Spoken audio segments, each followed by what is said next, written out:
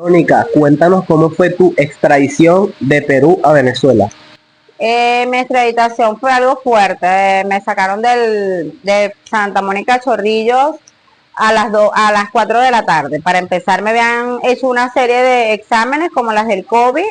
No me dijeron nada, nunca me dijeron, Verónica, tú te vas a ir, nunca. Después de 3 años y 8 meses, ellos me dicen, alista tu cosa, que te vamos a hacer las pruebas del COVID. Yo me fui al médico como todo, pues, allá le decían el tópico, y yo fui a tópico, me realizan la prueba del COVID, y cuando me realizan la prueba del COVID, como a las 4 de la tarde gritan mi nombre durísimo en todo el penal, que era mi libertad. Y yo muy emocionada, yo dije, bueno, ya salí aquí en Perú, gracias a Dios, cuando me dicen que iba a ser extraditada. Pero me dicen como a las 9 de la noche. Y yo, bueno, necesito una llamada, por favor, y necesito una llamada, por favor, y no me dejaban llamar a nadie. Yo entonces, yo me desesperé de una manera horrible porque yo quería llamar a mi mamá, ya que mi mamá estaba en Perú y ellos no sabían eso. Entonces yo, mamá, llamando, quería llamar a mi mamá, y yo desesperada mandaba notas para el penal de adentro, porque ya yo estaba en la parte de afuera, para que llamaran a mi mamá, a mis amistades, pues, para que le explicaran de que ya yo había sido, iba a ser extraditada. Entonces yo empecé como a desesperarme. Eran las 2 de la mañana y me tocan la puerta, ya yo estaba logrando quedarme dormida, y me sacaron, señores, escondida del penal. Y en el momento que a mí me sacan de acá, del penal, yo decía, Dios mío, pero necesito llamar a mi madre, y no me dejaban llamar. Entonces una de las funcionarias que me iba a llevar, una de la DIRINCRI, me iba a llevar al aeropuerto, me dice, no, vas a ser extraditada. Y yo le digo, pero ¿para dónde? Y me sacaron así todo con un temor, tenían una cosa que no. Y yo le decía, pero ¿para dónde me van a sacar? Me decía, no, llévate tus cosas. Entonces, no, pero no puedes sacar tantas cosas. Me decían, no me querían que yo sacara mis cosas personales ni nada de eso. Y cuando eso pasó, bueno, mi madre, pude hacer una llamada gracias a la funcionaria que me lleva de ahí de Santa Mónica Chorrillo al aeropuerto Jorge Chávez, me acuerdo que se llama. Y en ese momento me dice ella, puedes hacer, ya, por favor, denle que ella llame a su mamá. Ella me preguntó que dónde estaba mi mamá, y yo le dije que mi mamá estaba aquí en Perú. Le dije, no, mi mamá está en Perú conmigo. Y me dice, ¿cómo es posible que ustedes no le hayan dado una llamada a ella para avisar? De ella para que le avise, le dijo a la JIMPE, pues, y la JIMPE no, lo que pasa es que no, nos dijeron que no le permitiéramos llamada a ella. Entonces, imagínense ustedes, como yo estaba desesperada, bueno, me sacan a las 2 de la mañana, como que si, no sé, como que no querían que nadie supiera que yo me estaban sacando. Bueno, llego allá el 29 de abril y me sacan hasta Jorge Chávez. Cuando llego allá, mi mamá, yo le dije, por favor, necesito ver a mi mamá, se lo supliqué a los funcionarios, y ellos, a esos tres funcionarios que me hacen el envío de ahí del penal hasta, eran tres, y me hacen eso. Pues entonces llego y mi mamá llegó, pude ver a mi madre, mi mamá estaba destrozada. Mi mamá decía, pero ¿por qué se la van a llevar y no avisaron nada? O sea, nunca nos avisaron nada. Pues entonces mi mamá le tomó foto a la aerolínea, fue en Copas, donde fue un vuelo comercial normal. O sea, a mí me sacaron en un vuelo comercial donde hice parar en Panamá, con Giovanni Rea, que era un funcionario, y otra funcionaria que no recuerdo el nombre, que fue la que me hizo la extraditación para acá, para Venezuela. Y, y de ahí yo les empezaba a preguntar que por qué me estaban extraditando de esta manera, y ellas no me daban respuestas. Lo del 6APC de acá, que era Giovanni Rea y la muchacha, no me daban respuesta.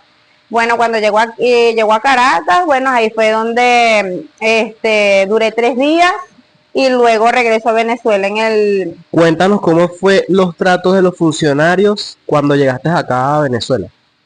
Bueno, el trato de los funcionarios, de verdad, déjenme decirle que me trataron súper bien. En ese momento, lo que fueron, en el trato, o sea, del venida, ellos me trataron súper bien. Ellos no me hablaban, no me decían nada, pero siempre como que colaborando conmigo, me trataron súper bien, muy bien.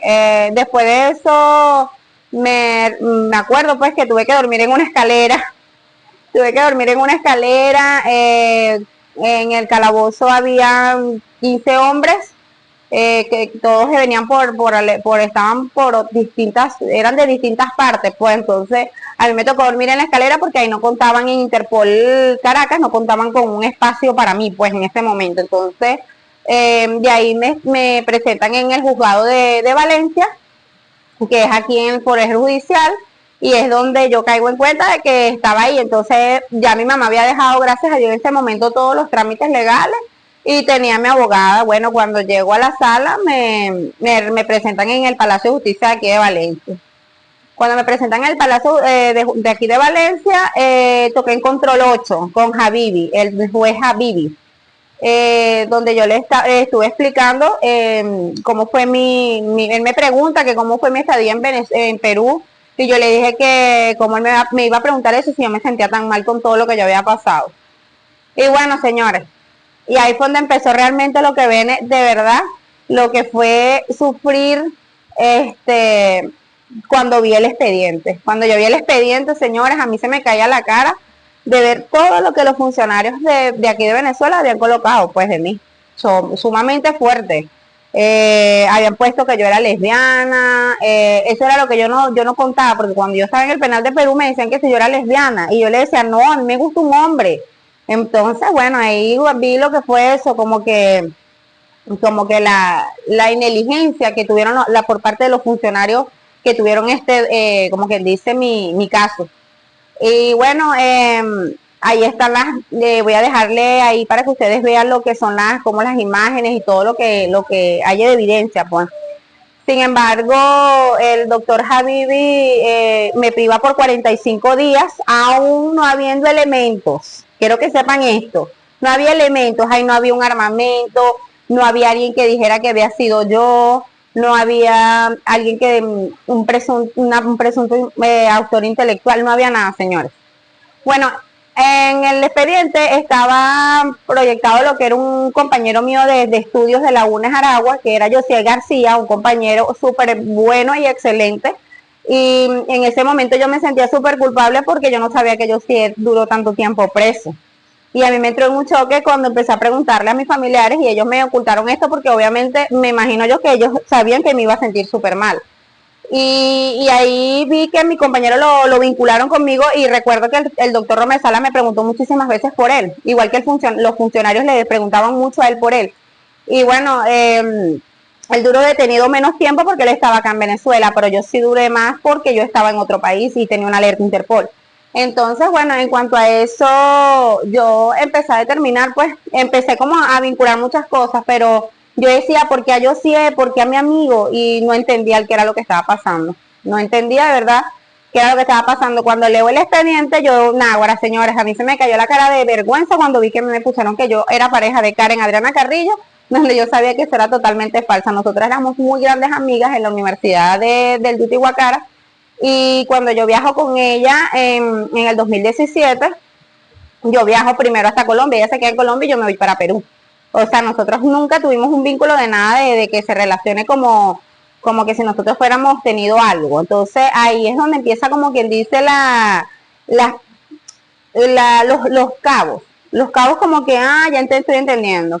Entonces, ella, lo único que a mí me metían en el expediente era que Karen Adriana Carrillo había hecho una llamada al 6CPC de aquí de Valencia, del eje de Plaza Toro, que era Martínez, Ospino, Carrasquero, Jennifer Chirino y los otros funcionarios que yo mencioné antes. Bueno, ella los llamó a ellos para decirle a ellos que había sido yo. O sea, nada más lo que yo tenía en mi contra en el expediente era eso. O sea, en mi expediente no había que yo maté a alguien ni nada de eso. O sea, que yo hubiera una evidencia, algo que me culpara o me sindicara a mí, no lo había, señores.